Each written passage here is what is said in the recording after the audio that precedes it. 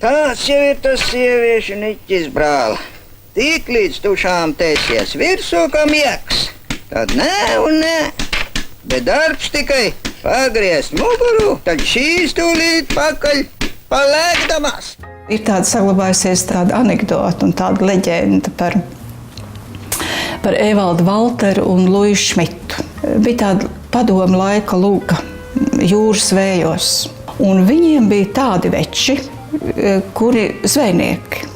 Bet nu jau laikam jūrā vairs neiet, un tagad ir viena tāds svinīgs brīdis, un viņiem ir vienkārši jāsēž pie galda. Priekšplānā notiek darbība, sarunājas, bet viņa aizmugurē viņam jāsēž pie galda un jāsarunājās un jāēd kaut kas un jādara.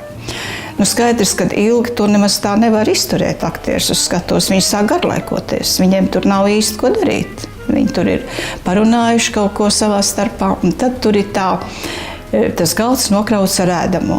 Un ēdamais ir butaforisks. Desas ir piestampāts ar zāģu skaidām, kaut kādas zeķes un zāģu skaitas un nokrāsotas, un tagad viņiem tas ir jāēd. Un tagad Luiss Šmits bāž Valteram to desu mutē un saka, ēd taču, ēd.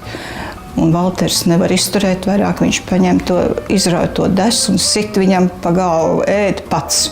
Tajā brīdī tā desa pārplīst un visi ap divi aktieri nobirst zāģu skaidā.